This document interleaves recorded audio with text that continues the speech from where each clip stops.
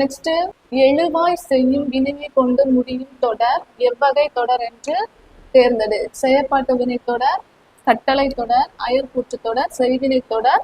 விடை தெரியவில்லை. இப்போ செயற்பாட்டு வினை தொடர் அப்படின்னு சொன்னா இதுல வந்து என்ன பாத்தீங்கன்னா எழுவாய வந்து முதன்மைப்படுத்தாமல் அதுல என்ன பொருள் வருதோ அதை தான் என்ன பண்ணுவாங்க, முதன்மைப்படுத்துவாங்க. எழுவாய முதன்மைப்படுத்தாம பொருளை வந்து என்ன பண்ணுவாங்க, முதன்மைப்படுத்துவாங்க. அதுதான் என்னது, செயற்பாட்டு வினை தொடர்.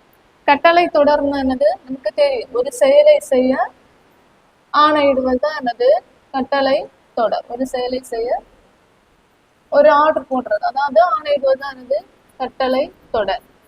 அயற்பூற்று தொடர் அப்படின்னு சொன்னா இப்ப ஒருத்தங்க சொல்றத நம்ம என்னது அப்படியே வந்து அதோட பொருளை மட்டும் மாத்தி சொல்றதுதான் என்னது அயற்பூற்று தொடர். ஒருத்தங்க சொல்றத வந்து அதனுடைய பொருளை மாத்தி நம்ம இன்னொருத்தங்க கிட்ட சொல்லுவோம், அதுதான் என்னது அயற்பூற்று தொடர்.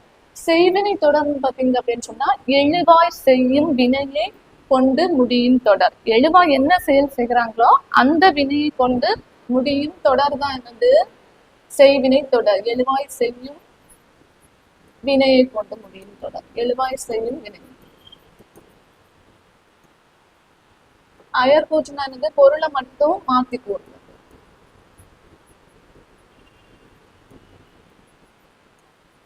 அப்போ இதற்கான சரியான பதில் பாத்தீங்கன்னா ஆப்ஷன் டி, எழுவாய் செய்யும் வினையை கொண்டு முடியும் தொடர் வந்து என்ன தொடர் தான், செய்வினை தொடர்.